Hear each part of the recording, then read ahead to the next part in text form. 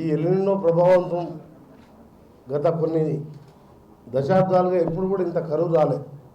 అసలు వర్షాకాలం లాగానే లేదు. మనం ముఖ్యంగా దక్షిణ తెలంగాణలో పూర్తిగా ఇబ్బందుల్లో ఈరోజు రాబో కాలంలో ఎంత ఇబ్బంది ఉంటుందో మళ్ళా ఇప్పుడే చెప్పినట్టు సూపర్ ఎల్నినో సెప్టెంబర్లో ఉంటుంది అని చెప్పి మనం మ్యాప్ ద్వారా కూడా చూపించడం జరిగింది.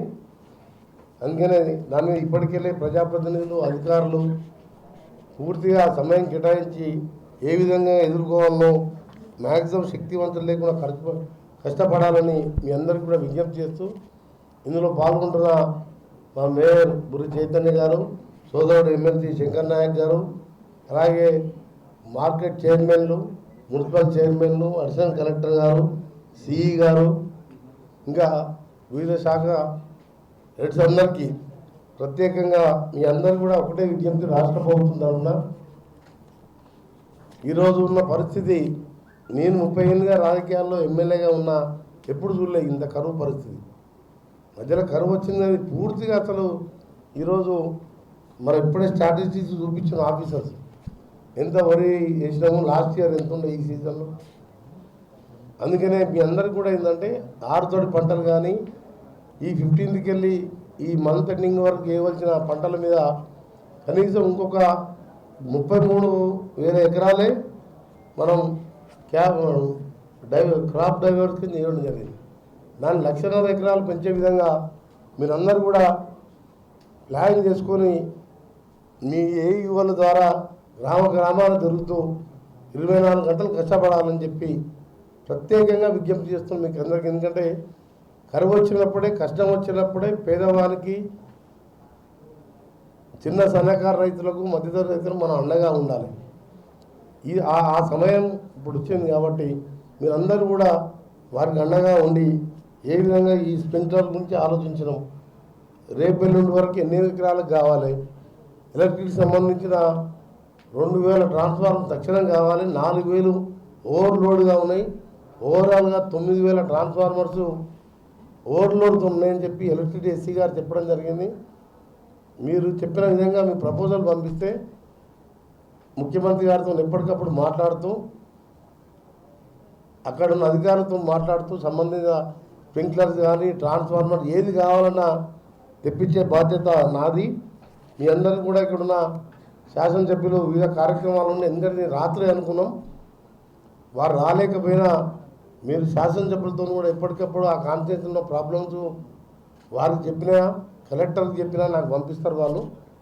మనం ఏదున్నా సరే ఇప్పుడు ఈ కరువుని ఎదుర్కొని ప్రజలకు, రైతులకు అండగా ఉండాలని, దాంతోపాటు రాబో కాలంలో 2 సంవత్సరాల్లో మనం అనుకున్న చిరకాల కోరికది 2005లో మొదలుపెట్టిన శ్రీశైల సొరంగ మార్గం మే 28 ఇంకా 2 సంవత్సరాల లోపే ఇలా మరొక ఈ శాశ్వత పరిష్కారం నల్గొండ జిల్లాకు సాగర్ లాగా ఏ విధంగా శాశ్వత పరిష్కారం ఆ రోజుల్లో నెహ్రూ గారు శంకుస్థాపన చేస్తే ఈరోజు రాజశేఖర రెడ్డి గారు ముఖ్యమంత్రిగానో నేను పట్టుబట్టి తీసుకొచ్చిన సొరంగ మార్గం పూర్తయితే ఏఎంఆర్పికి 2 పంటలకు గ్రావిటీ ద్వారా, దాంతోపాటు దానికి అనుబంధంగా ఉన్న బ్రాహ్మణ ప్రజలు 1,00,000 ఎకరాలకు 4,00,000 ఎకరాలతో పాటు శాశ్వతంగా ఫ్లోరైడ్ వాటర్ ఆటోమేటిక్గా గ్రావిటీ ద్వారా 43 కిలోమీటర్ల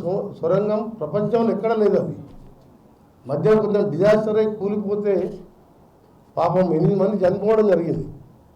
అయినా ఈరోజు కొత్త పద్ధతిలో ముఖ్యమంత్రి గారు, ఇరిగేషన్ మినిస్టరు, మేము ఎట్లన్నా దీన్ని పూర్తి చేయాలని చెప్పి ఒకవైపు శ్రీశైలం నీళ్ళని రాయలసీమ లిఫ్ట్ ఇరిగేషన్ ద్వారా పోతిరెడ్డి ద్వారా ఈరోజు అక్కడ ఏ ముఖ్యమంత్రి ఉన్నా వాళ్ళ నీటి వాటర్ లేకుండా తీసుకుపోతుంది.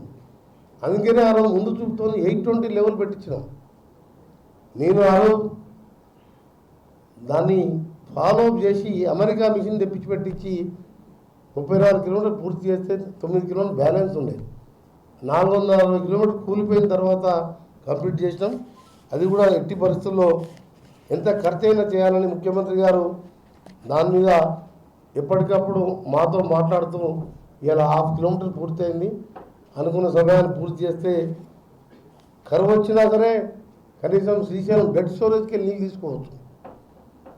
అందుకని ఈరోజు సమావేశంలో పాల్గొన్న ఆఫీసర్స్కి మీ అందరికీ ప్రత్యేకంగా విజ్ఞప్తి చేస్తూ ఈ కష్టకాలంలో ప్రజలకు అండగా ఉండాలని ప్రభుత్వ పరంగా నేను మా శాసనసభ్యులం, ఎంపీలం, ఎమ్మెల్సీలం, కలెక్టర్ గారి నాయకత్వంలో మీరందరూ కూడా కష్టపడి పనిచేయాలని, మా మున్సిపల్ చైర్మన్స్ కానీ, మార్కెట్ చైర్మన్ కానీ ప్రతి ఒక్కరూ బాధ్యతగా కరువు వచ్చిందని భయపడకుండా ప్రజలకు ధైర్యం చెప్పే విధంగా ఉండి సలహాలు ఇస్తూ ఆరుతడి పంటలకు మళ్లించే విధంగా పనిచేయాలని కోరుకుంటూ మరొకసారి కలెక్టర్ గారికి ఈరోజు మొట్టమొదట మన జిల్లాలోనే సాగునీటి సలహా మండలి, రాష్ట్రంలో అందుబాటులో నీటి వనరులు ఏ విధంగా చేయాలి, టేలెండ్ వరకు ఎక్కడ నీళ్ళు ఇవ్వాలి, దీన్ని నీటి వృధా కాకుండా ఏం చేయాలని ఉద్దేశంతో సాగునీటి సలహా మండలి ఏర్పాటు చేసిండ్రు.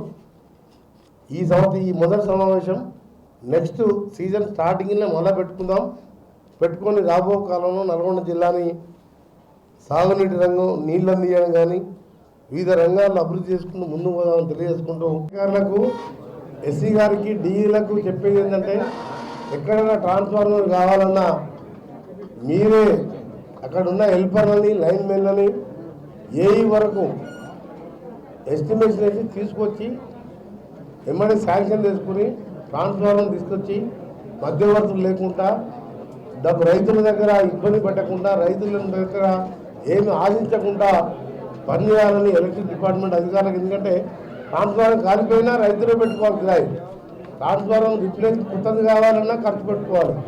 ఆ పద్ధతి మారాలని ఎలక్ట్రిసిటీ అధికారులందరికీ కూడా ప్రత్యేకంగా విజ్ఞప్తి చేస్తూ మీకు మంచి శాలరీలు ఇస్తున్నాం. లైన్మెన్కు, హెల్పర్లకు కూడా కలెక్టర్ గారి కంటే ఎక్కువ శాలరీ ఉంటుంది. మీరు చిత్తశుద్ధితో పనిచేసి గ్రామంలో ఉన్న టెంపరీ వర్కర్స్ని మీరు డిప్లాయ్ చేసుకొని మీరు పట్టణాలకే పరిమితం కావద్దు, ఇంటికి పరిమితం కావద్దని విజ్ఞప్తి చేస్తున్నాం.